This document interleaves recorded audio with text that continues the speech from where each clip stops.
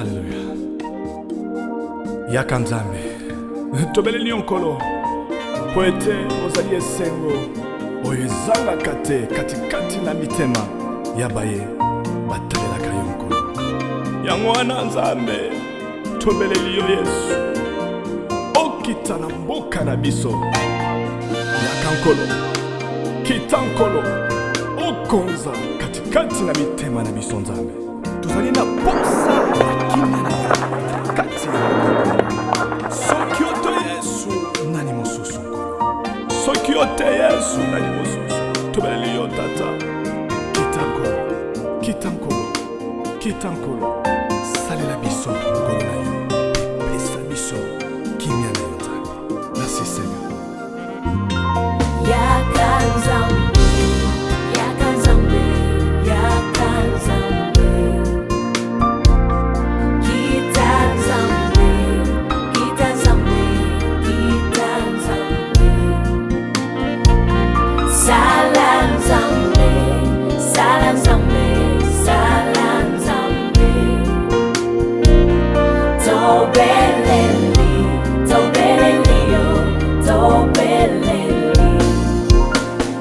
Viens Esprit de Dieu, viens Emmanuel, règne au milieu de nous. Nous avons besoin de toi, nous ne voulons que toi Seigneur. De nous-mêmes on ne peut rien faire, il n'y a que toi qui peux nous sauver et ramener nos cœurs à toi. C'est pourquoi nous chantons Yakanzambe.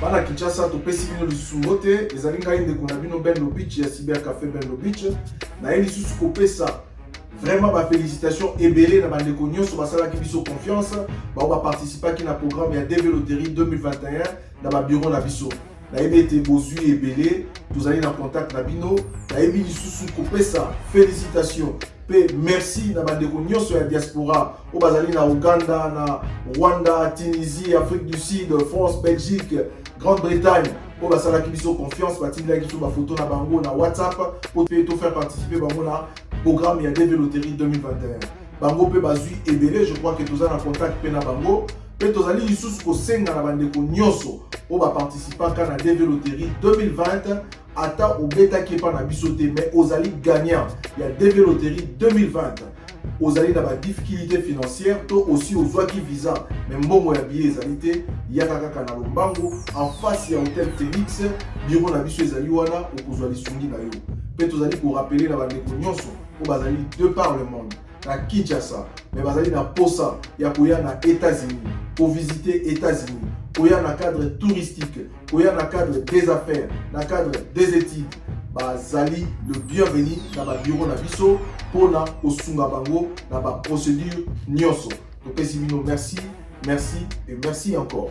Par résultat à DV Loterie 2021 et Cybercafé Ben Lobich, spécialiste en immigration américaine, Oyo et Zwami en Facia Hôtel Phoenix na bon marché, Galerie Igoton Zambia Lemba, Pena Apocalypse Vende na Massina, Bissonyo so Oyo to Betaki Toyapo na ba résultat, ya solo prise en charge et Zali. Cybercafé Ben Lobich, spécialiste en immigration américaine. Très bien, Mbote Nabino. Balandi nyonso ya bosolo na politique officielle misa ya lingala ya tongo ya lelo ebandi boza ebele liboso ya ba TV na bino. Je pense que tozalaki na bino direct uta mokolo ya mardi oyo tosalaki ba émission 7 ezaki facilité pour la fête indépendance ezako ba bonne fête na bino esika boza kolanda biso boza na Ruchuru boza na Djugu topesi bino mbote bato bazona na biso na Gemena esika wapi DJ moko elenge azwa penza makoki ya kotia ka TV mikolo nyonso pote ba imboka bao baza na Gemena balanda biso na pesi bino mbote na Kenge également na PCP Mohamed Mbote ya zotia TV moko balandi nyonso bazoya na Kenge kuna na côté ya bande de baza kopesa biso pe ko loba na biso ke bazolanda boso na politique ezo sala malamu. Allez, bozolanda biso pe na Congo central, na Sara télévision, bozana radio télé Zola, radio télé Boma, topesi binombote à travers la radio Mont Bleu, bozana Bunya Beni Butembo, topesi binombote radio Lisano, bozolanda biso na Kolwezi,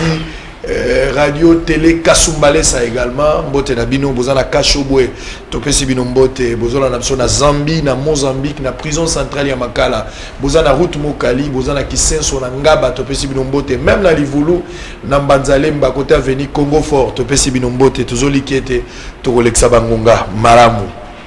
Actualité dominée na 30 juin, pambate ba message et salami ebele, il y a Basali Nanzambe, président de la République Félix Antoine Tshilombo Tshisekedi, pasteur na ye moko pe ateyi, mais a lobby yango na indépendance, pasteur a lobby yango sans qu'il y a bomba makabo. Bon, yoka ba image wana TV za radio te, c'est poussé par le Saint-Esprit que les hommes ont parlé de la part de Dieu. Toko loba yango, Monseigneur Fridolin Ambongo, yepe azwaki maloba a beti ba politicien à bout portant. Ba on est ba responsable ya misère ya population ezali lelo, toko meka pe ko lobela yango pambate.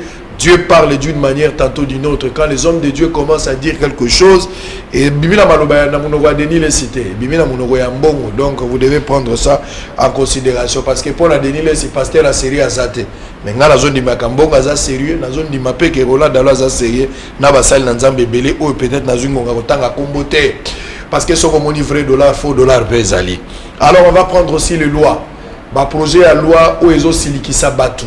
Oye kaboli population oye sali passe na mitema ya bato likabwa loi ba obenga loi minaku na loi sakata boyebi semaine uti koleka ndenge salaki passe bato bazalaki na balabala ndenge biloko ya bato ebebi ndenge ministre intérieur akei na ebité piqué par quel moustique tant akomi kuna komi kolaka o ba ko indemniser. Qui vous a envoyé de dire ou de parler au nom du gouvernement que vous allez indemniser le gens? Alors pour le moment les chefs de l'État ont la logique à indemniser. Parce que ce qu'il faut indemniser, il faut en 1992, bato bakufaka na ba martyr, so ba banda ba martyr ou ba prêtre catholique en 1992, ndebino bokoya c'est que bino faut attendre en 1960. Naza moté à mabete pour indemniser binoté, mais est-ce qu'il y avait une urgence? Likamba kozwa pe assurance ya ngozo ozaki na assureur na bino, makamyo so linga kozana ngo malamu que l'État doit charge à indemniser bino pour batebele bakufa même les 15, les 19, les 20, les 21 na 2015 bazwa eloroté. On va parler de ces lois. L'interpellation également de Tundayaka Sende qui a été interpellé. Bomona Kiawa, Ndenge, Chadar et Aki Koloba, on ne peut pas nous intimider. Puis Chadar a Zolela, comme la dictature, pendant que Bazara la démocratie. On va comparer ce qui Kabila a la démocratie pendant 18 ans. Et puis il y a 2 ans presque, à Félix aussi, ils font parler de la dictature de Mobutu. On va en parler. Et puis, Oyogagi Yemoro Tundayaka Sende parle plus de Yemei. Le 30 juin, ils ont partagé, Batumso Bagina na Kingakati, Babo Sepela, autour de Kabila, Basoda et Belé Pebeni à Kabila, sur Tali Bozomi Tunolobi, Nani, et ça président et Akala, toi Azamutumso, pour niveau et dispositif où il y a na Kingakati, faites les gars qui m'aiment. Car mon collègue Maman Olive P. Akei, ko inauguré na hôpital, au Tomona qui va découvrir le premier ministre, président de l'Assemblée nationale, nan de quoi Sénat, on peut baser place. Bakenagi le rôle Badinga nae, le rôle Batuna Bango Kala, Ngana Ibite. Mais je ne pense pas que Bakenagi n'a combo un gouvernement, ça je ne pense pas. Donc le Rotagnon soit la TV à radio. Alors pour ce faire, Boyoki Maramba la République ya Kivu, Congo ils ont continué aux Alaka Vai, Tanganyika wana, Zambie, Koto et Angola, 7 pays, Mokoka, Bakote Libiso. Et puis tout ça toujours le bélo côté na wana awa débat bazo de la FCC cash mais mboka ezokende bomoni ba drapeau ya République Kivu ndenge komi déjà côté les mboka ngo tozokende wapi tozo lala mboka ezokende quelque part. Honorable Daniel Mbao Soukissa Mikole Belé Nayambi, parce que la dernière fois je pense qu'elle était à 2 mois ou 3 mois depuis Nayambi, honorable député national élu à Moamba, mais il parle au nom de toute la population parce que Azali Moponami d'une manière générale et la République démocratique du Congo. Mbotenay. Mbotendeko Sango. Tokutani sous les lois, bonne fête d'indépendance. Ouais, na réciproqué yo, Ngolo Nzambe Zaliko na yo, Moussa Malam, je vois tout est bien organisé ici et ça signe moi que les Congolais peuvent aussi mieux faire. Il n'y a pas que les Occidentaux. Longonia, na Moussa, na Moniawa, la qualité à travers le Salamawa. Je sens que Lobaka, le don, c'est Dieu dans l'homme. Donc le don a toujours sa place. Donc aux en a deux en Zambé. Et c'est donc j'encourage. batela yango parce que badongolo miso ba otala tala. Les gens n'aiment pas voir le don. En réalité, les gens n'aiment pas voir le don. On les va encourager au mata, Congo et mata, bo solo et tambola. Les gens vont commencer à travailler pour te détricoter, te détruire quoi en assez. Mais moi aussi comme serviteur de Dieu, je crois qu'il faut qu'on appelle sa déclaration malamu et monsieur ko pas me ko yate. Tant que nzamba na bomo. Amen, ça c'est très bien toi yambi yango.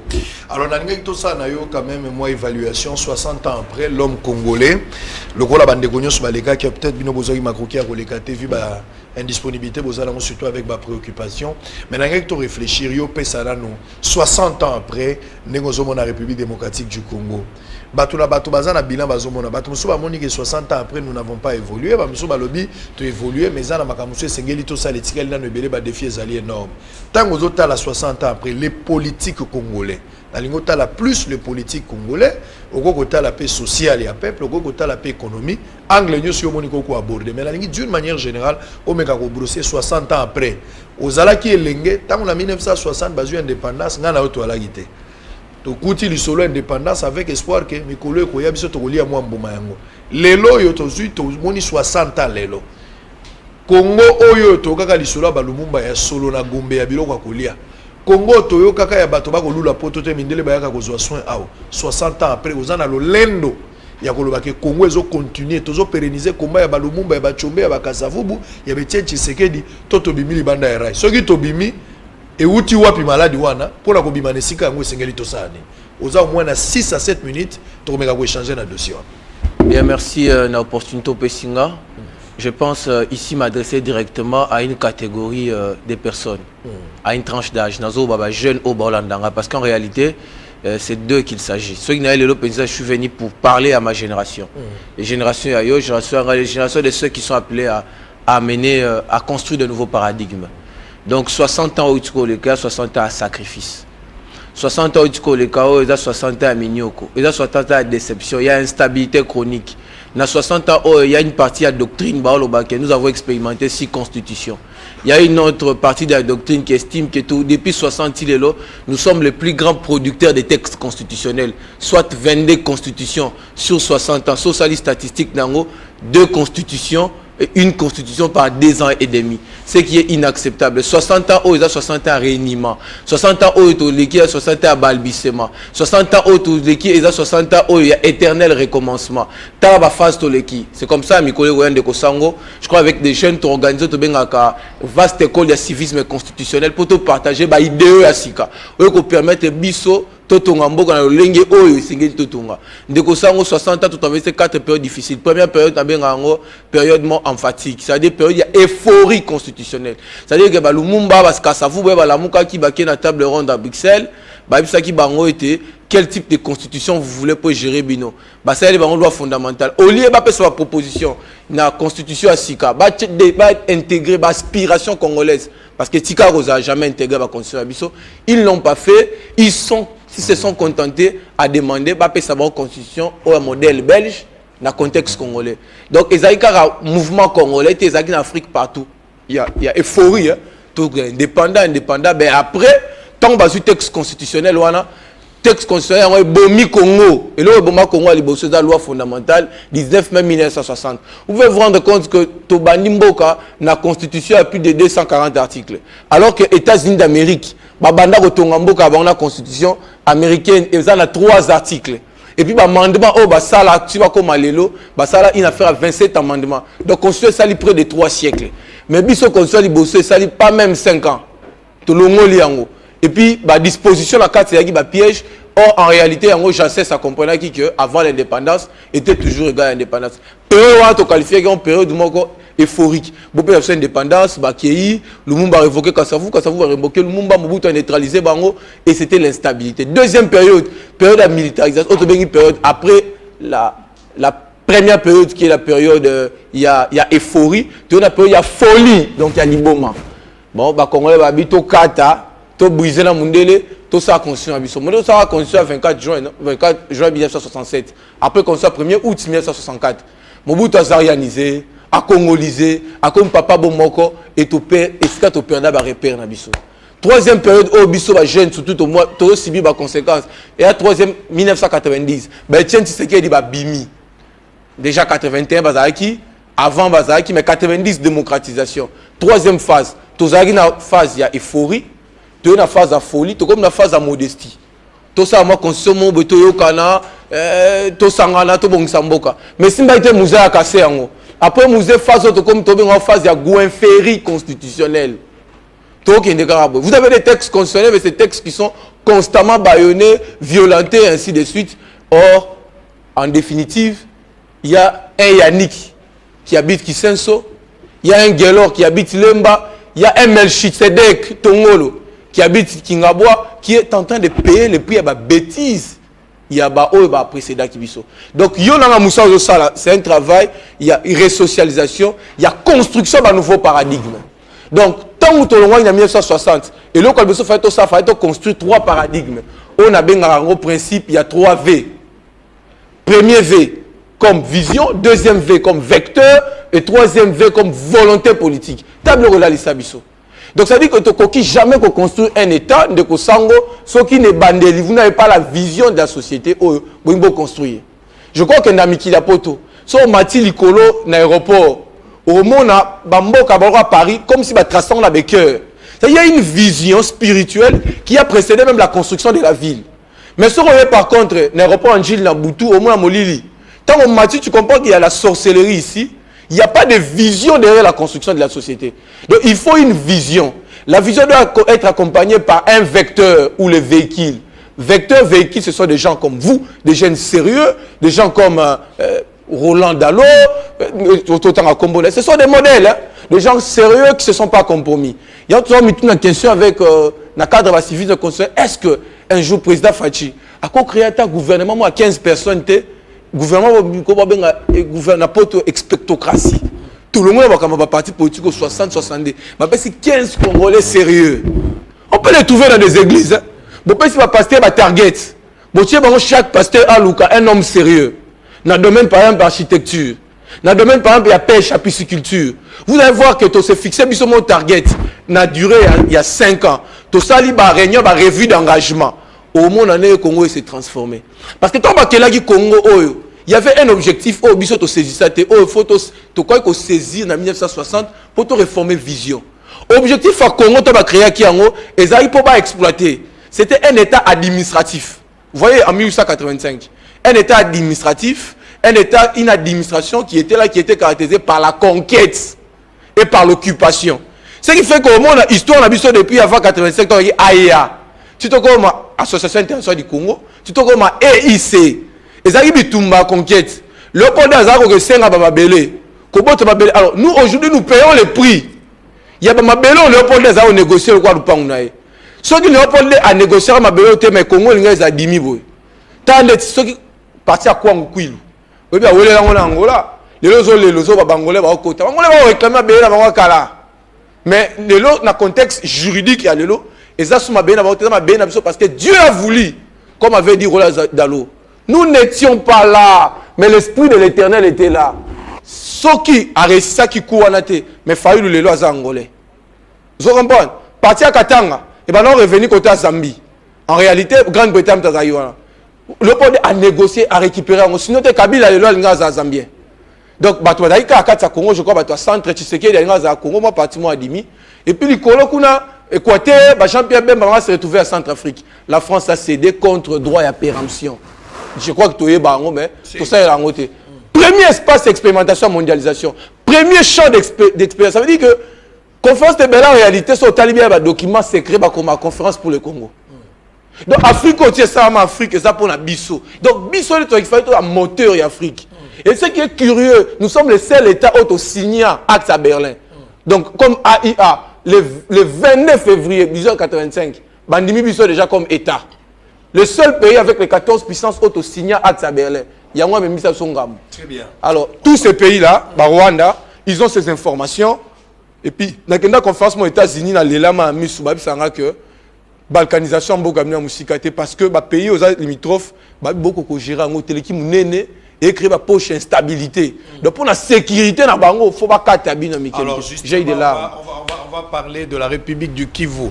Mais d'abord 60 ans après, le solo lina docteur Mogo na pesi bandeko nyonso les étudiants en médecine même ba docteur bazana ba différents hôpitaux bazot la biso place bazali bazana ba institutions sanitaires to pesi bango mbote ba bazola na biso les amis professionnels de santé en général. Nga zoka passi 60 ans après tozan hôpital nini na Congo. Kaka na masolo, voilà besoin de biso na masolo. Oui, honorable. Et le Sanga passe, c'est quoi? 60 ans après, nous ne sommes pas organisés. 60 ans après, tout, querelle, il y a tribalisme, mais 60 ans après, tout ça, incapable. Et le quoi, le besoin de faire construire une nation. Tout risque de construire une nation. Quand on a président Fachi, le besoin de choses posant, on a mona dédié à Mboka.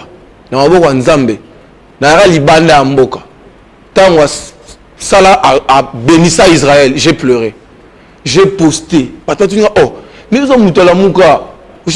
Non, ici il ne s'agit pas de la mouka. C'est un acte formel, un cérémonial, parce que le pays a été vendu par des cérémoniaux. 60 ans après, tout ça, il y a bas étage. 60 ans après, tout ça, inorganisé. Regarde, tenez Sango. L'État, au sens matriciel du terme, c'est une organisation. Quand on dit État, État Zabo Motoloko a une structure, la tête, c'est ainsi de suite. L'État est pensé. Derrière l'État, il y a une intelligence, il y a une vision. C'est un artifice intellectuel. C'est même un terme étymologique, star, quelque chose qui est stable, qui est organisé. Mais ce qui me cœur, comment une petite entreprise comme la Robank peut être mieux organisée que la RDC? Comment une institution comme Bosso, la politique, je trouve apprécié Mouyoko, je trouve à Trudeau Kalafai, très bien organisée, ils sont là présents. Tu sens que la structure est très assise, plus qu'une république. Donc il y a un problème. Congo 60 ans, c'est 60 ans d'échec, 60 ans de sacrifice, 60 ans où les jeunes ont mobilisé pour la démocratie. Le politique. Le politique, oui. Il y a des missions dans les caca, dans le baka, il faut les jeunes il y a des choses qu'on ne peut pas dire sur le plateau de télévision. Il faut les jeunes s'impliquer, avec une nouvelle vision. Je parle de 3V, vision, véhicule ou vecteur et volonté politique. Je crois que dans 5 ans, 10 ans, vous s'est fixé target Congo Télém. Très bien. Je suis en train de dire que j'ai parlé avec deux amis médecins. 60 ans après, nous avons quelle médecine dans Mboka na biso? Tobandako loba wana kala ke bato ba uta Afrique du Sud ba ko ya kozwa traitement awa 60 ans c'est pas le cas. Tokui musika lelo mutabeli azokende na Inde, mutabeli azokende na Chine, mutabeli azokende Libanda, mais au contraire l'Afrique du Sud, le Rwanda, université 60 ans après, oye bande kozwa bato bazoyawa, bazoya kotange pa na biso. Cette université wala bato bazawa. Lelo yo tozala ba étudiants lisusu ate lelo la plupart ba étudiants bazokende tanga na Chine. La plupart des étudiants bazokende tanga na Inde, na Russie, na Tunisie, biso bato zalaki 60 ans après. Ba joueur ya mboka na biso bino boza ba joueur international tala na chike partout na équipe nyonso presque poto bozali boko yebisanga nini bosali pona mboka na bino ba joueur bosali ni pona mboka na bino loi par bilamba otiaki ba LLA je ne vois rien en termes de développement, il y a rien. Ba griffe wana ezaki presque kiwenge loi concrètement vous avez amené quoi? Chabani nonda par bâtiment au tonga na tchatch, moi je ne vois rien mon frère, je ne vois rien.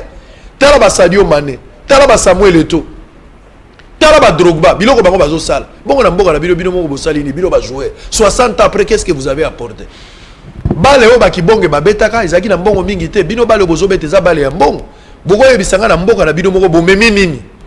Cédric Bakambu bomemi nini bo bisanga bino ba joueur bomemi nini? Ba musicien tala ba Alpha Blondy biloko basali na ba mboka na bango. Tala ba musicien ndenge na ndenge Gims ozo yemba kuna nationalité ozo réclamer congolaise. Awa na mboko sali nini? Bino moko pe botala. Bosale limboka nini po bozo exiger ka mboka sala. Bino moko ba initiative za 60 ans après. Tozo réfléchir ndenge nini? Mbisi ezo kufa ni bale toyoka ka lisolo na balaki Kivu. Ti lelo mbisi kufa kende na mbandaka. Omo na mbisi ezo kufa. Congolais azo sala pêche na artisanal la kamati mo mbisi na ya tiena ba panier azala mo 40 panier na inda tindi awa. Mais soki l'état zala ki organiser bateau de pêche moko 40 ans 60 ans après tozangi chalitier ko zwa mbisi na mbandaka na Kivu pona koya na ngwa. Mboka siko eza ndenge nini? mboka eza ndenge nini obi bozo sala passeport pose wango fo yaka na Kinshasa batu bazana Matadi batu bazana Sankuru batu bana mbandaka po muto za passeport fo ya soki fo futa billet aller retour $500 pour ya awa aller retour passeport ayeko soma na 300 tina ni ayeko zo passeport politique ya ko décentraliser makambo eza te 60 ans après ba politiciens bazo rêver mayele na bango fo baye bakaka comment ils vont voler comment ils vont détruire la jeunesse bino ba politiciens 60 ans après to komi wapi 60 ans après. On ressemble, est-ce que toujours ressemble à la République, à un État, bien toujours ressemble à Nini. Trop de discours, 60 ans après. Oroab, République ya Kivu, là, ça a le drapeau. Drapeau, on est allé solo, t'es asikoyo, t'es asikoyo. Timno bozo, il est là, FCC cash. Loi Minaku, loi Sakata, t'as la drapeau. Qui ça, c'est un moine ezoken. T'as la Congo. République du Kivu. Wana la Kivu. Y'a moine ese kabouane.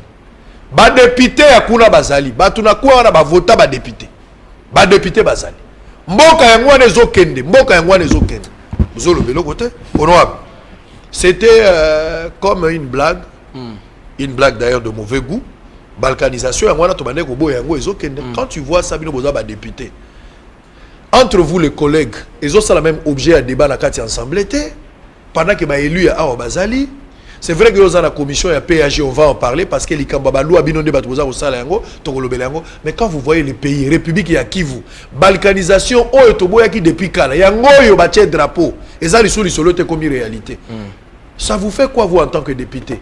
Aucune démarche à effectuer, vous êtes calme, vous avez $2,000 de plus et vous trouvez ça normal? D'accord, Ndeko Sango. La ligne un peu va comprendre Moussala est député national.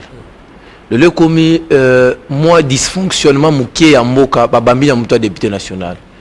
Je comprends qu'il faut vraiment civisme constitutionnel pour expliquer aux Congolais quel est le travail d'un député. Il faut autant article 68, je crois 69, il y a 68, il y a constitution. Chef de l'État n'est pas garant. Marambo qui vous c'est fait, il faut tout na fachi. À chaque fois, on a micro, député, un député, c'est un porteur en réalité de l'argumentaire d'autrui au palais du peuple. C'est-à-dire, il y a peuple, il y a palais du peuple. Mais pourquoi en réalité, pour le gouvernement, Papa Ilunkamba, Ayoka, Baswana, président de la République, qui est le garant de l'indépendance nationale, à la disposition sécuritaire. Nous avons la 9e armée. Comment on peut avoir la 9e armée en Afrique alors que nous sommes devenus aujourd'hui des noms de la face? Tout à l'heure, que j'étais dans une conférence quelque part où les gens étaient en train de discuter sur le Congo sans le Congo. Les gens disent, vous, pendant que vous êtes en train de pleurer, vous avez là, oh, toi là, lingi, visée territoriale sur Mboka Abisso. Et ils disent le contraire, dans la communauté internationale, vous n'y allez pas. Et ils disent par contre que vous êtes incapable de gouverner votre pays. Vous êtes incapable d'occuper votre pays, c'est comme ça. Il y a des insécurités, et ça se répercuter sur l'État Nabango. Il y a des rébellions, d'après eux, qui se forment chez vous. Parce que votre pays est devenu une zone anaétatique. Depuis l'Obéla, oui, l'Obéla. Il y a des plénières. Récemment, tout ça, motion contre le ministre de la Défense. Il y a des... Il faut arrêter de rigoler. Les gens meurent. Il y a une femme na est, éventré pour mettre bébé. Tout ça, ce que ces gens-là font, c'est pour vous faire quitter Congolais espace voilà, Rwandais va occuper progressivement, si va déclarer autodétermination. Et puis des deux, vous dites les députés, ils vont faire quoi? Quand vous cédez gisement minier, espace minier, on en a discuté même dans une des commissions mixtes, vous cédez aux expatriés. Vous cédez aux gens qui viennent sous le nom des Occidentaux, mais derrière eux, il y a des Rwandais, des Ougandais, des Burundais. Vous trouvez toute une communauté locale, et Vandi Bengani village. Vous déplacez des villages entiers, Bobuki Banda Kunabango, parce que vous avez cédé cet espace, il y a un minier qui est en train d'exploiter. Soit tu lobby, tu dénoncer, il y en a qui n'ont pas intégré la notion à contradiction, na opposition, nous avons la haine contre les chefs de l'État. Or, en dénonçant comme ça, nous donnons la chef de l'État Makoki Pekanda à qui on récupérer des territoires, pour reconquérir des territoires où ils ont occupés. Donc, c'est quelque chose qui nous écœure, nous les députés. Tout ça là qui mentionne contre le ministre de la Défense. Aucun député du FCC cache à Téléméla. Aucun député. Mais pas après, Bangwakaba au fond de la député opposition, au Baniba Kouissa Jean-Marc Abound Valiembon. Mais et puis population après une partie de la population va prête il y a Obunela Moutou il y a Moutou Mais mituya ozo kufa politiquement, mais mituya batu. Ozo kufa physiquement, nous sommes incapables de résister et tout mais à Makamwa. Ces gens-là, la réalité, ils commencent à avoir ras-le-bol. Il y a un député de Kivu qui m'a dit certaines vérités, mais il dit en réalité, c'est nous les mouchis. Ni t'étais nous les mouchis. Parce qu'une femme mouchi est en mesure de faire 17 enfants. Et les autres sont très mal à l'aise. Parce qu'à eux-mêmes, ils sont en mesure de peupler. C'est comme ça que nous nous posions des questions. Mais qu'est-ce qu'ils font maintenant? Ces gens-là, ils ont menacé les mouches. Et que le Rwandais et les Ougandais qui prennent progressivement, et puis après, le drapeau à Kivu, État à Kivu. C'est très regrettable. Et puis après, ils nous disent que nous n'avons pas de cœur. Nous ne sommes pas à mesure. Nous ne sommes pas à mesure. Il y a un mouchi qui me dit, tous en difficulté. Soit tu créer ta nabiso, soit parce que l'économie, ils vivent du Rwanda. Ils dépendent du Rwanda. Mais ils se disent, mais surtout que dans Rwanda, nous serons minorité, ils vont nous tuer. De ce fait, dans le Congo, c'est par amour du pays, dans le Congo. C'est aussi parce que tous parce qu'on peut nous massacrer. Très bien. Est-ce qu'on ne peut pas intégrer ça? Roger Lumbala, Nazaro Lukayo, to sali 2 fois rendez-vous na moni yote. Yo yakana no yo kendaka biloka ba M23 wana Roger Lumbala. Yonde muto kendaka biloka ba M23 wana. Yakana no expliquer ba mouvement bino ngeno sala kune suka ndenge nini. Roger Lumbala nazako belelo en direct awa. Yakana no awa. Nazoka pasi. Est-ce que réellement toza na armée? Na komi tuna, nga na komi na ba doute ya kondima ke toza na armée, ngai na komi. Israël a douté, oui monsieur, je suis en train de douter que tu as une armée. Parce que la condimate que tu as une armée. Oh, ils sont censés veiller pour combattre la intégrité territoriale ya mboka. Oh, frontière est comme passoire. Ata ma dofo lo ya chegeza boete. Niveau ya passoire, ba service ya ner ezali. Aner yoza na ngweza aner kaya kotala mwasi na mobile bazoyo kalate foza la yazwa kambanda na ine aner yoza kusala to ya Rolanda bopoza lobini na non aner na yo ezali ya nini ya koya kanga Ibrahim soka bimine mission de bokangia na nzela yango nde aner na bino endenge nini service à renseignement boza wapi deuxième boza wapi madofolo ya boina armée la population ko pesa bino confiance na nini chef de l'état. C'est-à-dire que tu retenir que dans l'histoire, dans la République, il y a qui vous komaka, tant que vous êtes président de la République. Oh, mboka ya ndenge. Nazo kama lili, mboka ya ndenge nini. Mboka ezo kende, mboka yango ezo kende. Batu bazo lo bate. Soke zaka makambo ya bakangi mutu, batu bazana balabala. To sala marche pour na mboka ndenge ezo kende, batu bako sala marche pour na mboka te. Ba politicien d'autre part, na komi ko comprendre que bino nde batu bazo empêcher même basoda basala musala na bango. À cause y a ba discours politique na bino. Na kenda ki na beni pour terminer par là. Et puis pour que pasteur Roland Dalo n'a pas expliqué président de la République. Akotie la bino ngote veza radio. Na kena beni yango moko ko zalata na plus de 50 généraux bazana beni wana. Chaque général azana moi groupe ya batune na kati ya Zamba. En fait guerre à beni ezalaka nini? Guerre à beni. Rebelle à mona nakate na tuni population, c'est la population rebelle à mona nakate. Batu ba opéra ka bazana teni ya FRDC bazana teni ya police. Bafana kana Zamba. Bako sala minere me kope utaka na Kinshasa. Muta uti libanda ya mboka yawa, bafani ba hotel moko ba pesa ni bambongo sili ba pesa ka instruction. Bazo exploiter cobalt, ba exploiter café, ba exploiter or na kati ya Zamba. Soki nzala ekomeli bango bazala banyama te ba bimina mokili na beni. Côté ba bomaki mabadundala. Bango ba koya ko sala ni ba komi ko kamata ba population civile.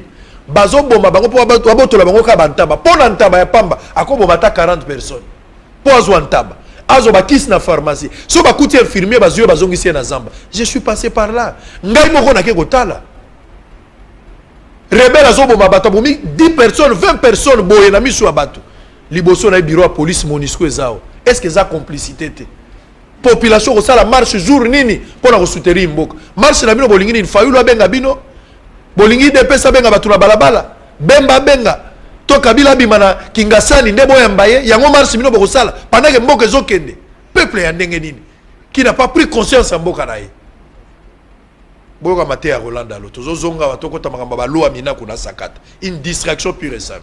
À tout à l'heure.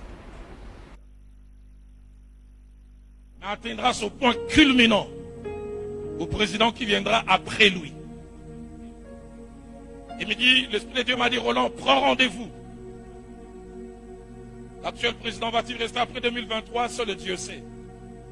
S'il a un deuxième mandat, peut-être qu'il ira jusqu'à 2028. Mais après 2028, vous verrez ce que Dieu commencera à faire. Il va relancer la machine, et je le crois fermement. Ce qui est lancé la machine, et je le crois fermement. Ce qui est sa bataille aujourd'hui, l'état des droits, la justice. Il a fait plusieurs priorités, mais je crois fermement. Ça, c'est sa partition.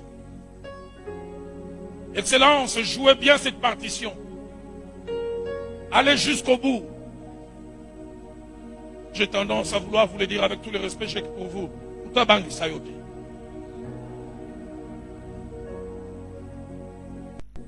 Et qui est en train de vouloir placer l'état des droits. J'aimerais le dire avec toute l'humilité que je peux avoir. Chaque fois que je prie pour lui et pour notre nation, deux pensées fortement dans mon cœur. Ça va peut-être décevoir certains, mais je préfère le dire. C'est ma part de vérité. Elle est peut-être partielle, mais je la partage. Nous ne connaîtrons pas le véritable âge d'homme, mais atteindra ce point culminant au président qui viendra après lui. Il me dit, l'Esprit de Dieu m'a dit, Roland, prends rendez-vous. L'actuel président va-t-il rester après 2023? Seul Dieu sait. S'il a un deuxième mandat, peut-être qu'il ira jusqu'à 2028. Mais après 2028, vous verrez ce que Dieu commencera à faire. Il va... Très bien, merci beaucoup. Ouf, alors on va continuer. Monseigneur Ambongo, Makamango Ezoya Mwebe, la vato kota likambo loi aussi ça déjà mamba sel na nzambe comme ça to kota mbala moko na makambo roulage moko bon mona ba image hein roulage moko esengeli mbongo ya mibi ozo mona na coopéra na ebite ba roulage bozaka na ba bokilo pinda ko ka famille à moi si bazala rapé boyoka soni te tala mona mbala est-ce que ba roulage bazaka pe na ba bokilo pinda vani ke bokilo a roulage azali est-ce que bazalaka bazaka pe na bana ba roulage pasteur a roulage bande ko roulage ba master roulage est-ce que bazalaka pe po bato bazanga soni na mukili non na mona te lokola roulage congolais tala PCR azo déclarer mbo tiala nous son chason oka discussion mbon ata na Zanzibar ezaki boete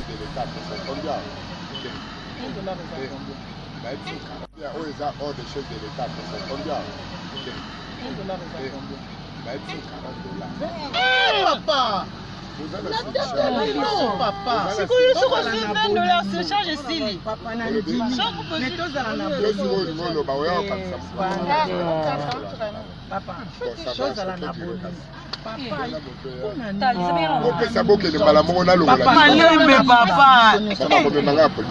Oh. Ngana ibi politique ko. Zami kana bakisa mbongo aboke bongo ya na sukate. Uleke kuna biro bo fute bele. Là-bas, vous allez payer et registre les amis. 4 personnes de Bobo qui n'ont pas 5. On va botter les $20, on a bien la marque. Tikaka, il camboté. Ne donne pas. Ne donne pas. Papa n'a pas de problème. Biso, tu as un bon côté. Cela l'action registre. C'est ça, un document dans la je peux ça, non, il camboté n'a pas un bon on et recommande la paix. Ils a qui n'a problème. Bon, on a fait on a fait. Il camboté, je te donne, mais je pleure dans mon cœur. Nazo expliqué que mon bongo est passé papa $40. Nazo lela. Nazo. Bakangi osaini. Bon, nakangaki mama moko azali na séchange. Atie bato ebele na kati. Nasengi tokende bureau habité papa pardon tika biso toke. Nde apeso combien? Apeso mbongo boni. Dans la couleur. No bade? Pesa nga 20. Te abakiselo zu $40. Ya apesi na $20. Na ebise mama toke na bureau séchange babo yango. Mitindo bapesi bakozala ebele te. Ya insistera papa limbisa biso. Les hommes qui ont fait une fait, il faut que ça gagne le chef de l'État. Mais est-il que vous avez un bon ce bon réserve. Nazo qui sont bons. Yo zalo. Yo to basigwa to zaki mbongo $20. Azo pesa. Aya nzambe na ngai oyo qualité ya police ya boy. Bazo sambise uta mkola lobby. Lelo ba okata likamna ye.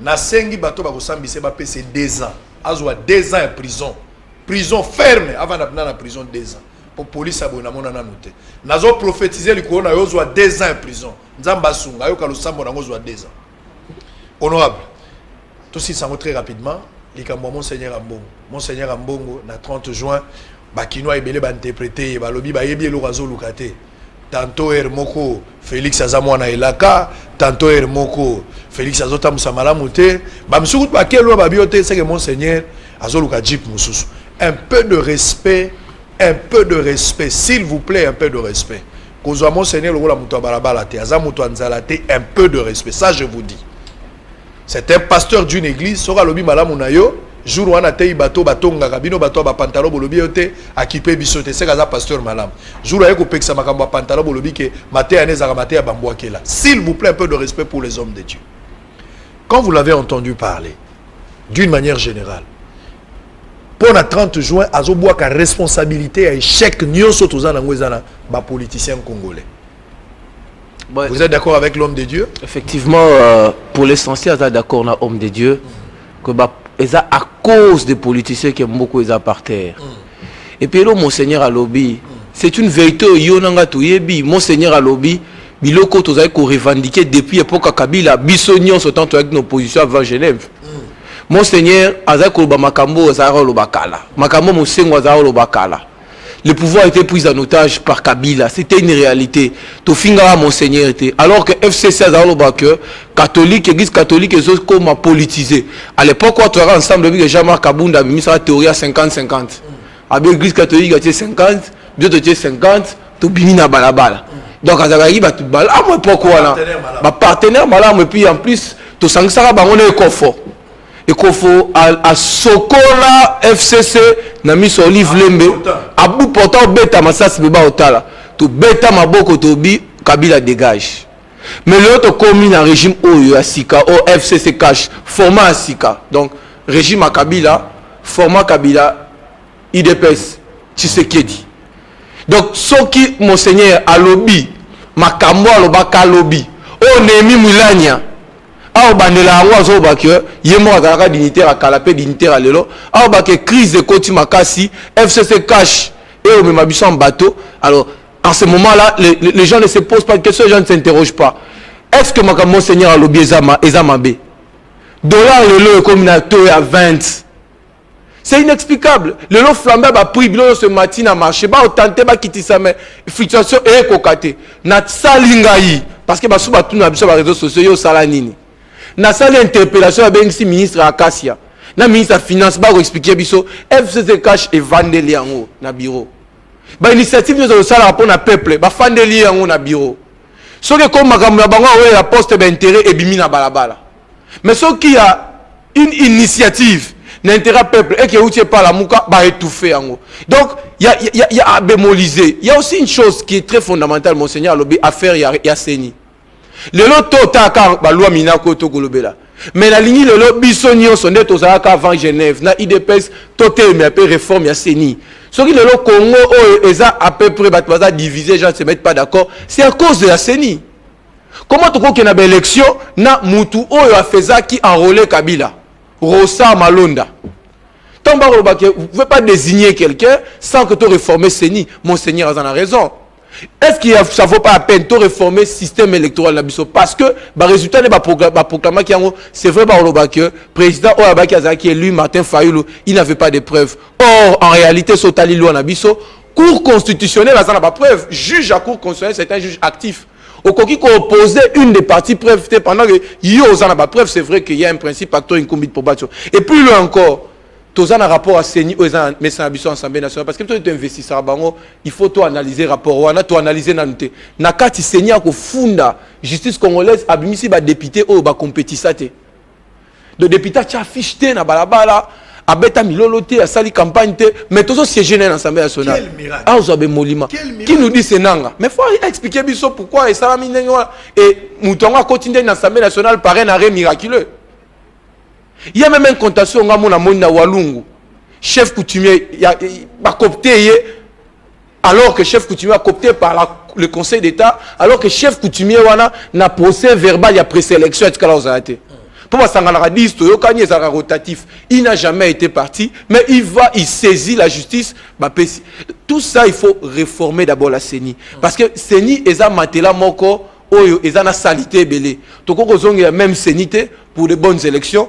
Sinon, le lobby, député, la Cour constitutionnelle. Très bien. Donc, monseigneur à lobby, d'un point de vue global, moi, je l'appuie. Très bien. Et puis, je vais mettre un point pour dire ceci.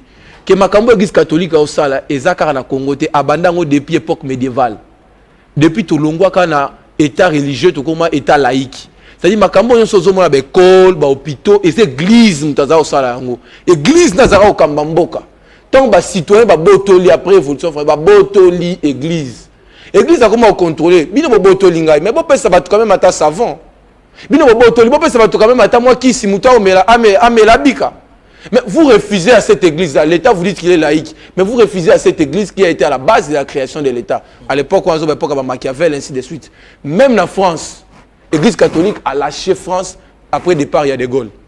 L'église catholique a sali le président français Boye. A sali Marshal Pétain Boye. L'église catholique, c'est une église rationnelle qui se bat pour le sérieux. Et l'église catholique, c'est le cas tout le monde à la porte Roland Dallot.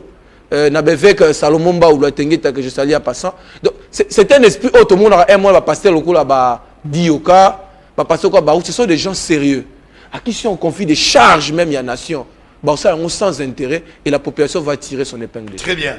Une information, la niveau est Sénat. Ba prisonnier ndenge bomo na bango na niveau ya ensemble, na niveau ya prison wana ndenge baza kolia. J'ai des informations.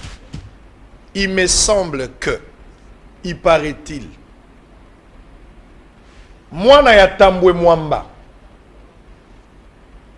yende mutu tango tata na banga zaka ministre ya justice azwa cop ndenge ba prisonnier baliaka yende mutu alesa bango c'est pas do yende mutu akenda kosomba biloko ba prisonnier nzala o eza la prison responsabilité so boliete selon ba information il me semble que eza mwana Tambwe Mwamba de asalaka.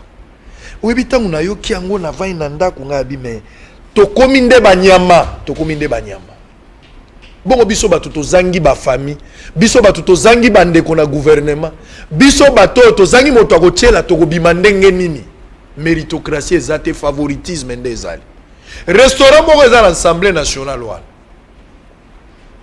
restaurant transition 15 personnes congolais basalaka wana maman moko pe azawana yenda za responsable na bafuta bango à peine par mois $10,000 $8 à $10,000 o ba pesa bango pour la ration assemblée nationale bango balamba pour na droit na bi to futa kambongo kaka $8,000 to futa kambongo kolia eza pe cher eza pe tal mbongo ebimaka soki $8,000 siko na minute oyo il me semble que Tambwe Mwamba bengani bato wana nyonso bakangi alingaka matande kona ye mosusu APC nzela po ya kosamusa mais au juste Congolais a kokoma millionnaire ndenge nini par quel mécanisme Félix Tshisekedi Congolais a kokoma millionnaire force du progrès mokonzi babetela ke maboko te force du progrès naza ko rappeler bino mokonzi babetela ke maboko te lolenga ko salisa mokonzi za ko rappeler ye misala naye chef de l'état Sukola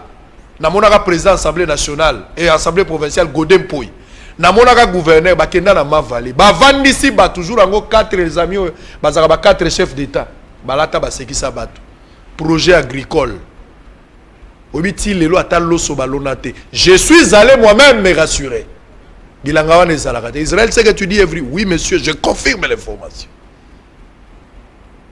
o mboka ya ndenge nini pays potentiellement riche en promesses Félix Tshisekedi okosala bila yo moko caméra za na kasho yo kosala bila kaka yo moko mutu akozala te ti okoloba kanu nu fip yo moko ndo représenter bila caméra za na prison yo moko ndo tikali est-ce que na suka to pesa caméra réseau to loba ke on cherchait la tête du président de la République point d'interrogation Roland Dallot a rappelé pasteur la voie par laquelle Dieu peut te parler, l'homme de Dieu a dit tikala na justice elingi koloba benga matata mponyo tuna makamba bukanga lonzo tango balobi justice elingi koloba benga marqueur mwangu tuna makamba projet à 1000 écoles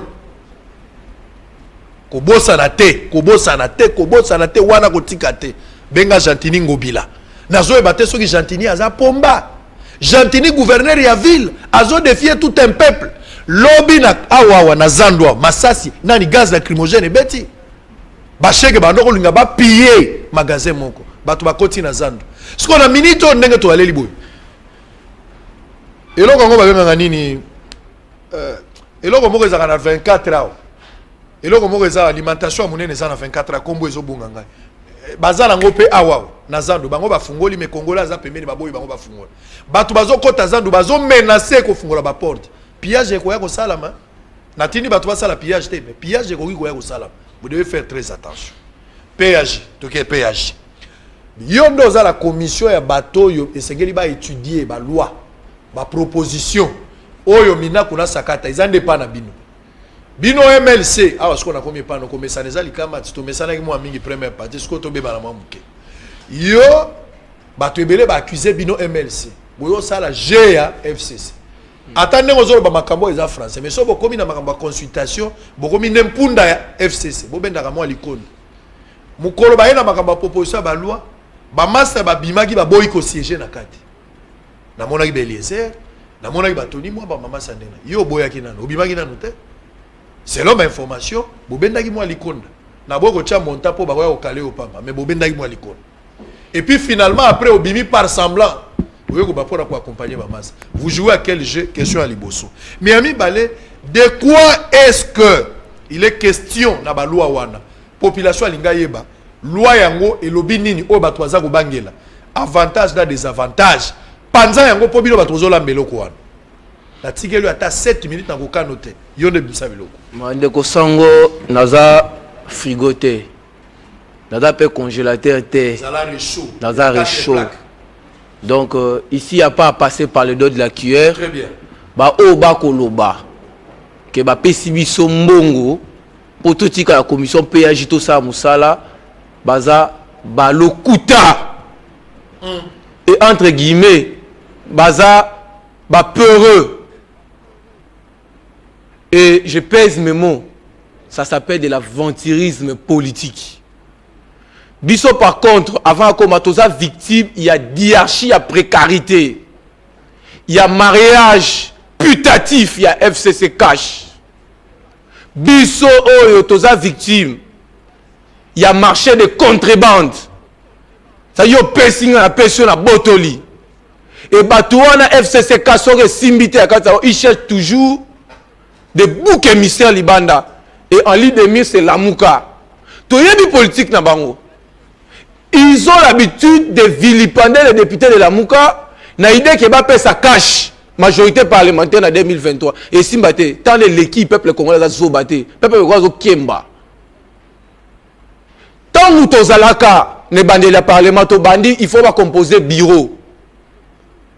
Sur ma poste 6 postes, opposition face à 2 postes selon dimension numérique nae. Nous nous sommes battus dans la négociation. FCC cache basangan baboy babi niet. Bon, vous poste à mouké, il y a rapporteur adjoint.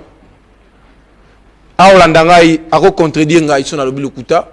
Ba député soit que Jean-Marc Abound. À l'écart Liboso a zoa parole pour dire que la démocratie c'est aussi la dictature de la majorité. Ba kokonya ngi bango so ba beta maboko ba appuyer ya va ba bebana. Ils l'ont appuyé. Qui a appuyé la position de l'opposition? En ce moment-là, tu as roulé pour FCCT. Tant que Moïse Katumbi a mis cette question, il y a porte-parole à l'opposition. Tshisekedi Andimi Abi, c'est bon. Moi, je suis pour l'état des droits. Il faut opposition, pas à la représenter. Jean-Pierre Bemba Andimi, ma Fayoulou Abinga na okota biloko ate parce qu'il y a un président élu. Mais Yokana qui n'a qu'à sa présidium et s'alterner. Bemba Fayoulou. FCC a boyi, parce que c'est le président de l'Assemblée nationale, dans le Sénat, des fois convoqué plénière, opposition, photo sanga, convoqué kakato sangana, to voter porte-parole. FCC a boyi, FCC a menacé biso. Ben jini tozo ate, olobake tozo rouler pour cash. To komi ba mouton ya Félix Tshisekedi. Pourquoi pas la biso bousso boto éviter? Il y a FCC mutaloba.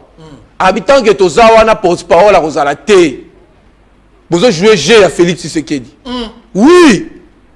Mais tant qu'on va Jean-Marc Abound au Kota, Mamba initié pétition, il n'y a pas de bandage qui est habité.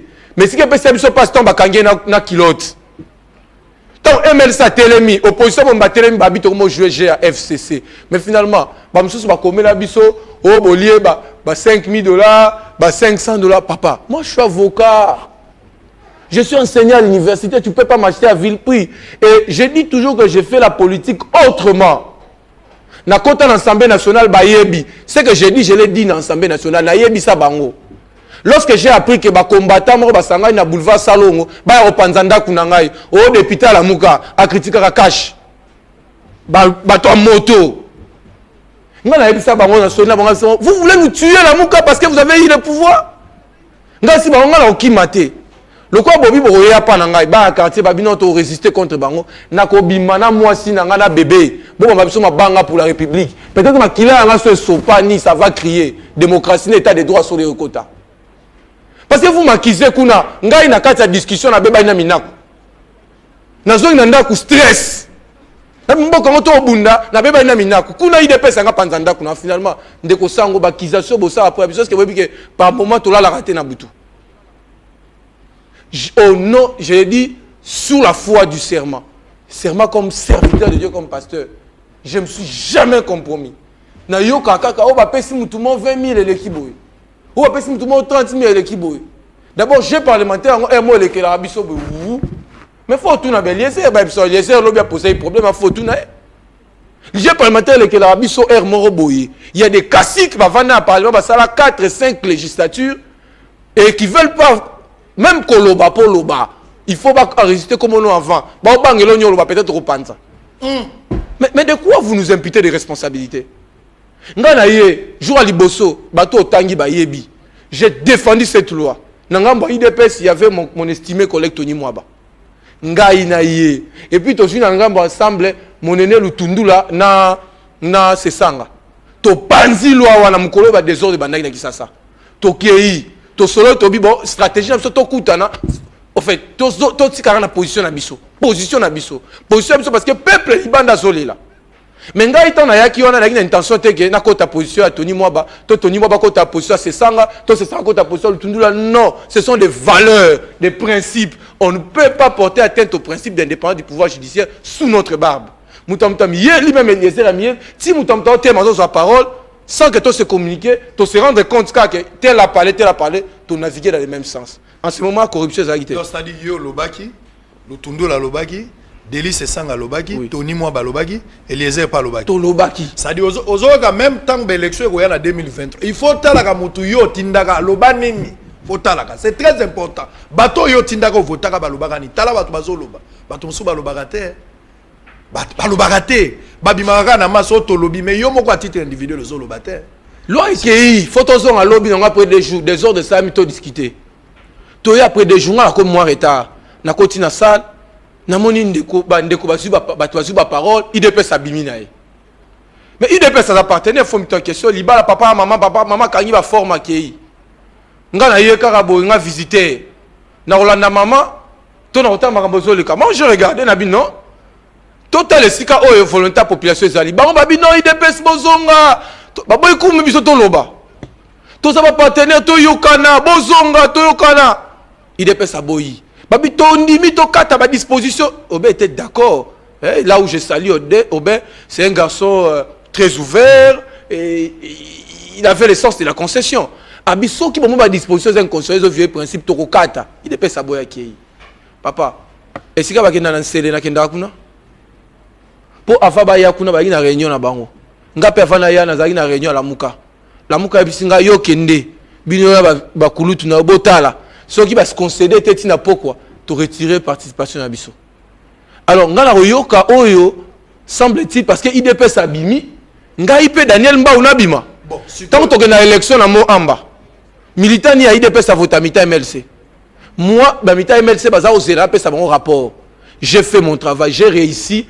N'ensemble ba ene na ngai ya ko elagi article 2 ya gini article 2 balobi ba pesi ministre ya article 2 ya proposition organique sur fonctionnement à conseil supérieur magistrature ba pesi ministre pouvoir akota na carrière ya magistrat c'est-à-dire ministre ça quoi organe moko azo décider na nomination na révocation au magistrat na promotion retraite ti na ba réhabilitation ba magistrat so magistrat bimi. Voilà proposition Minaku. Proposition Minaku, non, c'est en figurique. C'est aporique, c'est en fibologique. Et on les kate ta genazawana. Na temi to sali discussion de droit, argument contre argument, to panzi yango. Tolongoli yango. Donc article on est quoi? Et puis il te proposer article 2 bis. Tobi article 2 bis et ça faut à conforme l'article 82 de la Constitution. Au babi chef de l'État ont insisté. Chef de l'État c'est qui? C'est Félix Tshisekedi. Avant c'était Kabila. Conformément à c'est lui qui peut nommer les magistrats. Dans ça il m'a bé. Non, c'est bon. Ça bolongoli déjà article on a nazo betelo mabon so bolongoli. Motu oka olinga ba katanga po na zakaka MLC lamuka. Libango ba mona ki pamba yango nde siminda. Edo, comment ça MLC lamuka to pesi proposition article 4. Ba transposer pouvoir il y a injonction en matière disciplinaire.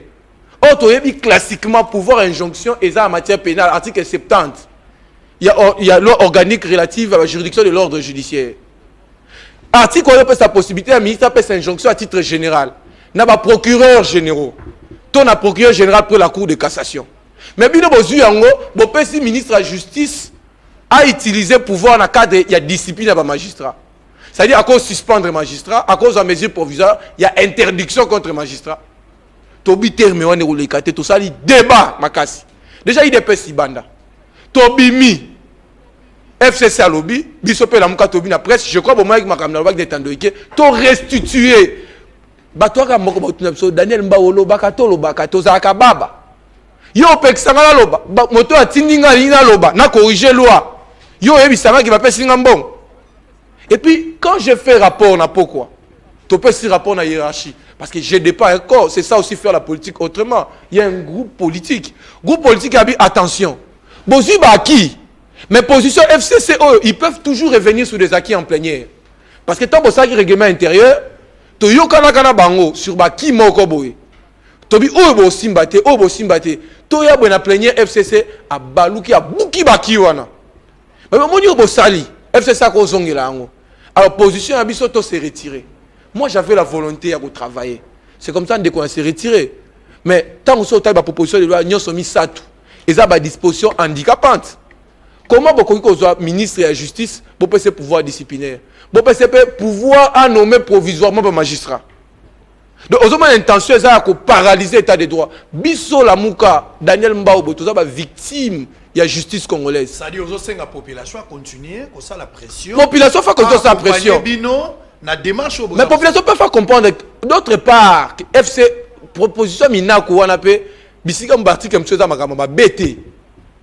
Mais makama bête et l'équipe makama lamu na ebele. Yango to ba retirer parce que ma belle l'équipe. Mais côté malamu, il faut ba réformer justice. Yango to bisi bango boy na nzila na yo. So il faut réformer justice, bozonga na kingakati coalition bosangani FCC cash.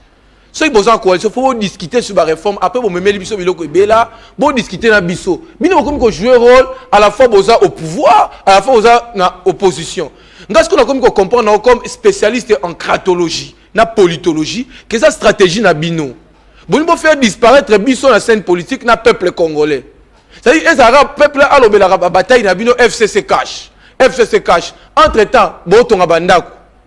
Entre-temps, bozo tonga ba immeuble bozo ça ba na bino bozo tanga ba poto yebisanga député nya la muka omonia a sombi ata lupango. Très bien.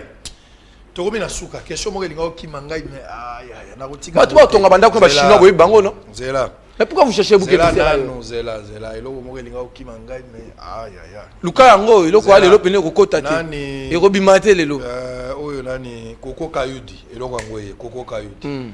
Bon sikoyo Koko Kayudi avocat ya République bangonde basambi pona République basungi papa bango balongi caméra za condamné 20 ans tokozela makambo bappel ngandenge na monaki na butu caméra zwaki 20 ans mais bakozongi sa okoma na 10 ans ndenge nazo monela za par rapport à bandoto ndoto na ngera taka mo atete otande ni makambo ezali mais kozala quitter za ndemo apasi en même temps ils a pas si pour la mokonzamboka parce que ba démarche comme sikoyo et c'est quel mokonzamboka localiso mbongo gouvernement luka mbongo ba luka entreprise ya sika o ba kosalisa ba maison wana préfabriquée mayo Jean Baudouin mayo velelo lisu na obeto plan lelo lisu na za obeto plan bolobaki le 30 na vidéo linga zong sa vidéo bolobaki le 30 juin to ko fêter na ba saut de mouton o remplaça feu rouge olobaki na biso tokofete nango toleki le 30 vie lelo to alede Vemayo ministre ya budget vice ministre à budget est-ce que vous rappelez même sur le 30 on a eu bien te cause à 2021 gouvernement il m'a eu engagement à causi population gouvernement à causi peuple au causi gouvernement à causi peuple à boubi peuple à boubi à umbi peuple beaucoup qui sont rakambolo bagite les 30 eleki population futa mai ya futi bo pesa ki bango mai ya ofele na courant ofele ndenge bazongisi ya régie des eaux a doublé ba facture do ba defisa kabino ya nyongo ba defisa bino nde ya nyongo ofele me ya nyongo siko ba kangisi yango fota la facture ndenge batu bazolela soki population faut futa loko botie ba muscle ba futa même ya kokanga bozokanga ebongo ya bino moko bokosi population bosenga peuple pardon discours bokolo ba turoyo sur makambo so de puto bo bandela ngona pardon to sengi peuple pardon po to lobaki to kosaki bango koyamba la moko te to bongsana no yo kosaki déjà les 30 Koko Kayudi un document ils ont circulé dans les réseaux sociaux il y a $200,000 bangona avocat mususu bazu 100,000 le ko la ba honoraire pour na bango contradiction et salami na ngai nazo information bato muso alobite mbongo esengeli bango bazwa même à titre honoraire so okei na ordre na bino kuna okokuta eza de 1,000 à $5,000 so ke leki ebele ekokoma jamais fois 5 ekoma 100 bato bani bazwa non pole na likambo déjà un Koko Kayudi eza bâtonnier Koko Kayudi c'est un grand avocat et puis Asali Moussala Emotena Philo Kalouba un avocat aussi extraordinaire qui toque un avocat extraordinaire Natambol pe Mekili Alibanda la moni comment l'avocat est traité un avocat yango mona ti otuna ba question oyo ozui mbongo po kaka okota les premiers jours na moi que mentalité na biso ba congolais ezana mabele question en États-Unis otuna avocat hein on a que les États-Unis ba tunanga question ozana ni député RDC babaye au moins bato ba okipenga tin to va to so député DRC mais tant on a yebisa bango ha mais lawyer moi américain font le bouton azongi boyabi lawyer un avocat dans un pays sérieux c'est pas n'importe qui ailleurs bah avocats ce sont des millionnaires bah quand ces avocats ils a frappé na ba immunité ba kota compte avocati ba avocat bah ça ba transaction ba millions et qui na compte na yé et la seule profession va autoriser parce que ils prennent parole pour le compte des tiers ils gèrent les intérêts des grandes entreprises c'est trop bas na mona époque mon boy aussi pour paraphraser le Ronaldo assistant principal il y a un premier ministre en Mboko bakangié pour excès de vitesse aux États-Unis abi je suis l'assistant principal des députés c'est Fanda Wana ba c'est bimisa ba carte na bimisi carte assistant biso to lenga assist so bien avocat ba finyo avocat maintenant ba moni carte na avocat ba le Kinshasa Gombe bazongi sima ba bengi ordre des avocats des lawyers ndeko sango to dramatiser likambo te ils ont fait leur travail ba fouti ba ngombongo kutu dans un état sérieux ba fouta ngo belé ko le kawana mais et le condé à ma baie ce qui est dramatique c'est quoi ce que mboka ni nyango mikanda nyoso eza répété secret faux bimalibanda est-ce que vraiment nous sommes gérés nous sommes gouvernés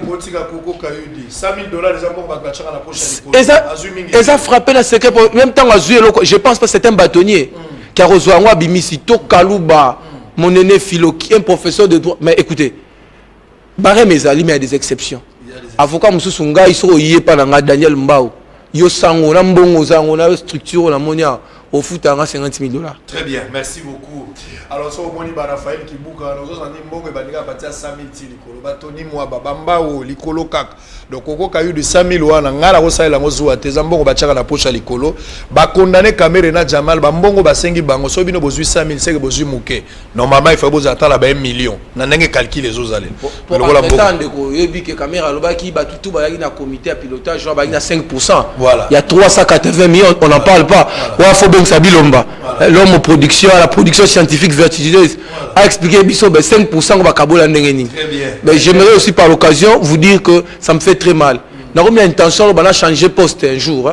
Et puis bah jeune, na goût aux sous députés nationaux exaté. Donc comme institution plus fragile quand le Congo, un seul pays Boma, député, tika nyoka, tika policier. Donc ça dit que nous avons voté biso à tongo, ça arrive erreur. Et puis au moins la pendant et pas nangai, ba moto zoya. Oh bon, l'état n'a habité na bundi comme jeune pour na bima. Et regarde mon âge.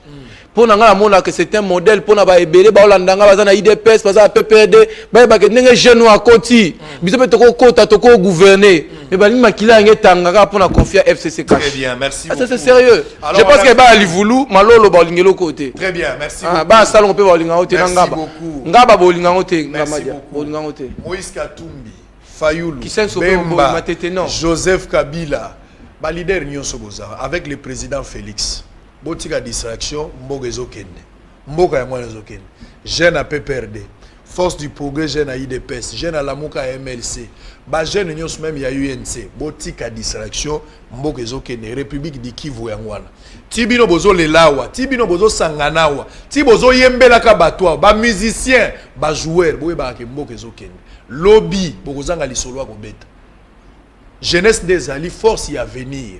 Lobby bokotika la mboka nini. Pendant que dans le moment où nous devons continuer à aimer la batte. On a fini pour aujourd'hui. Tout le monde a plus blanche que la neige.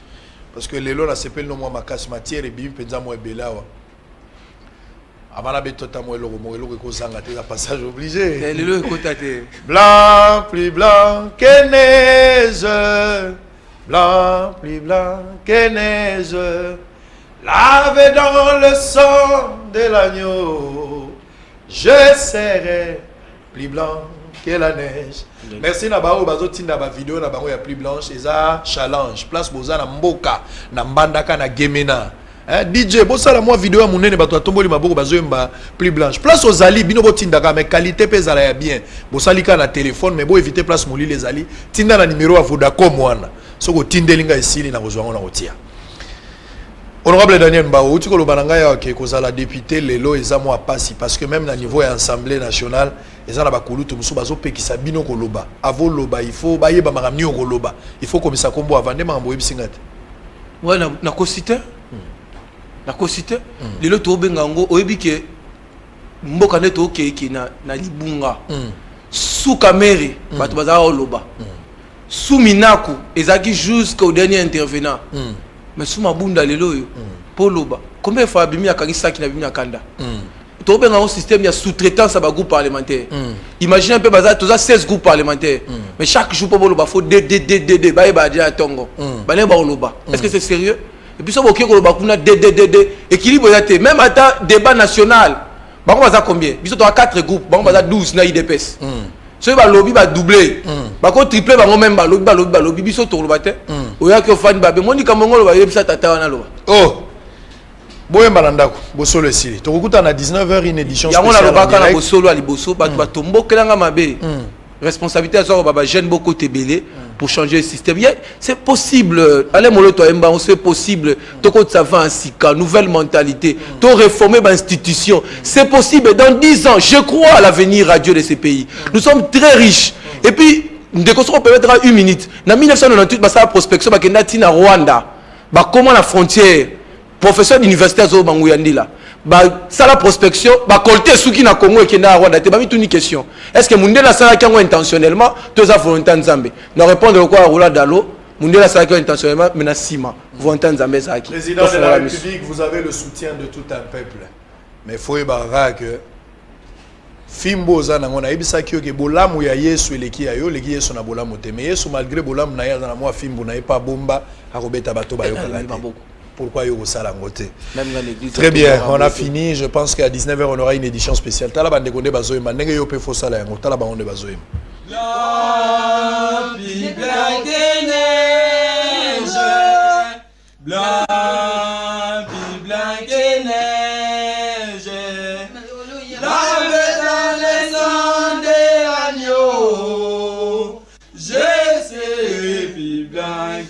neige. Sango Israël Mutombo depuis Congo central Nangeba.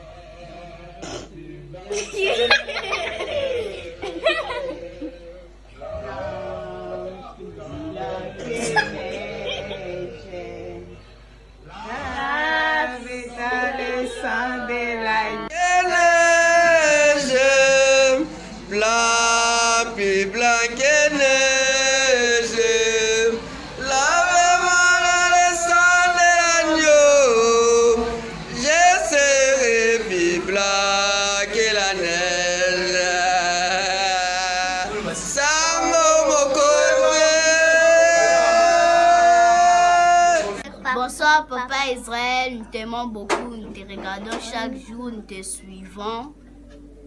Merci, je m'appelle Samuel, ça c'est ma sœur Génie. Samuel qui? Samuel Baoké. Les enfants de qui? Nous sommes les enfants de Freddy Baoké. Ok.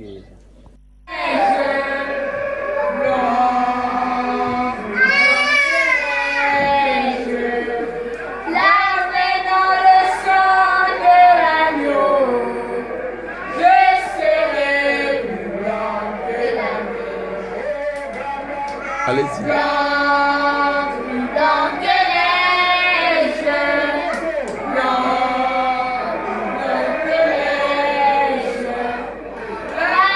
dans le sang de l'agneau, je serai plus blanc que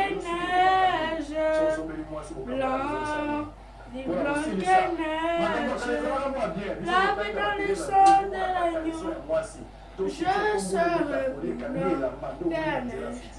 Oh blanc, blanc, blanc, blanc, plus blanc que neige. Blanc, plus blanc que neige. Lavé dans le sang de l'agneau, je serai plus blanc que la neige.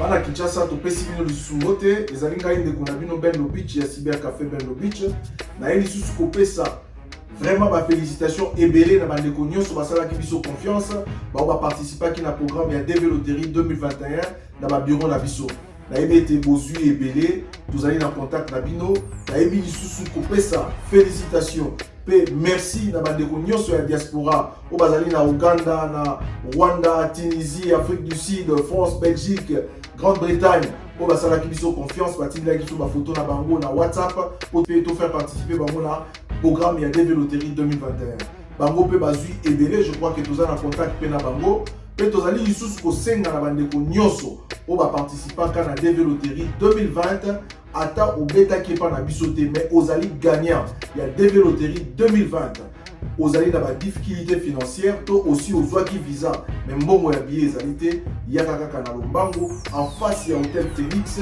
bureau na biso ezali wana okozwa lisungi na yo pe tozali korappeler na bandeko nyonso po bazali de par le monde na Kinshasa mais bazali na posa ya koya na États-Unis pour visiter États-Unis koya na cadre touristique koya na cadre des affaires na cadre des études bazali le bienvenu na ba bureau na biso pona osunga bango na ba procédure nyonso topesi bino merci.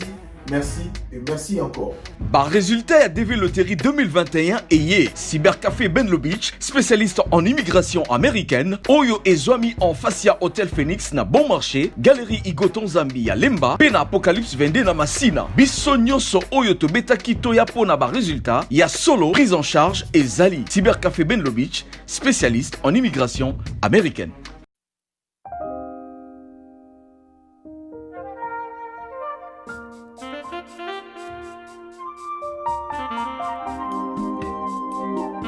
Hallelujah.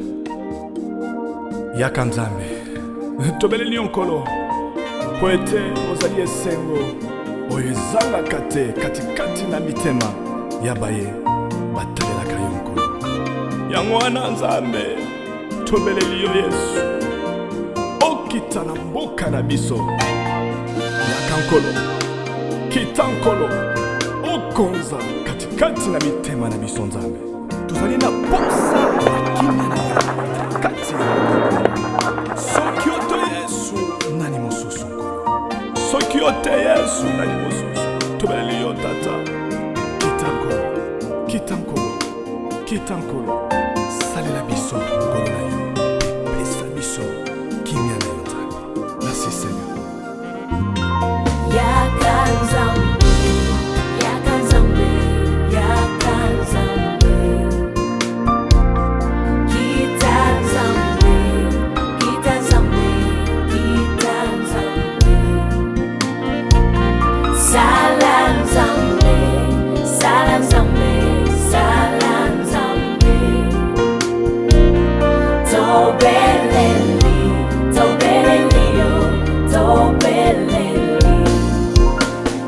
Viens Esprit de Dieu, viens Emmanuel, règne au milieu de nous. Nous avons besoin de toi, nous ne voulons que toi Seigneur.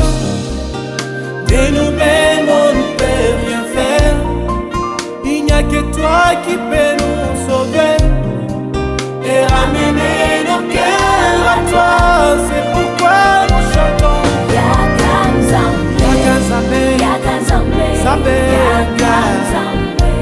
Kita Nzambe,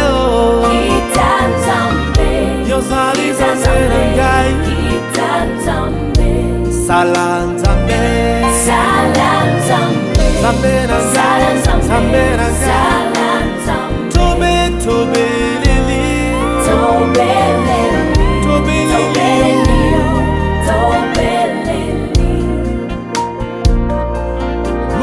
Jawai, sabi mlema bantu, nibitu bia bu Yesu.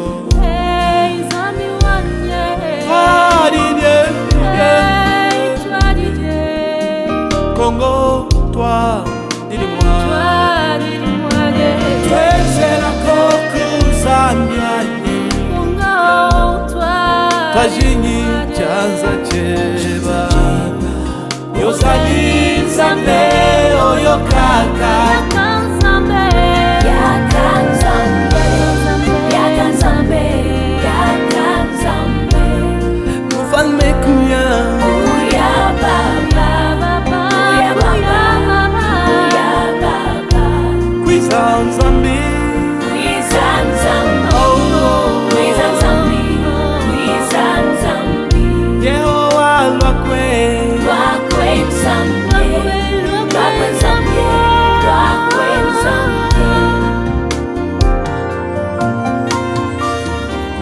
yakara mboka na biso Kongo po ete kimia na yo ezala katikati na biso tolingi komona nkembo na yo yawe kita po ete misala nyonso ya satana ezika na mboka Kongo soki tobeli yo te nkolo nani mosusu toza na posa na yo papa yaka nkolo kwiza na bwala betu Kongo samunde mama nange ya vwanda kati na betu zonda mona matondo nange betu mebondi lange nzambi kuya baba tunatafuta mkono yako isaidie mwinchi yetu kuya baba tunalia sana tunateswa sana Mungu wetu wako mzambi wetu tuwezela koko lusalweba ingasa weba munda mwajitunga jetu cha Kongo nzambi tuajili twakulombi masia pwekesha ngasa weba nzambi tumona lusalweba Kongo wetu nyatwani mwana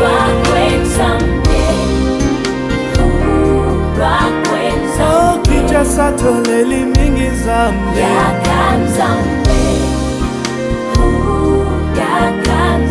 Beni Butembo tunalia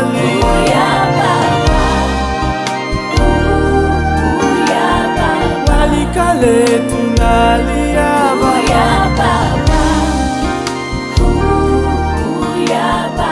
kita tata nsambi samuna kivwama ya bwana beni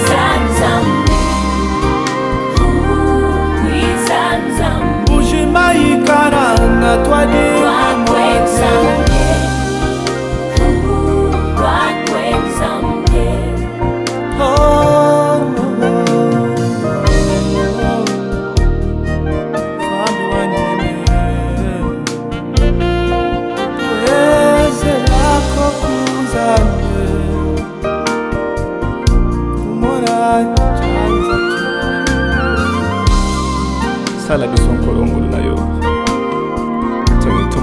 maboko na yo na mboka Kongo.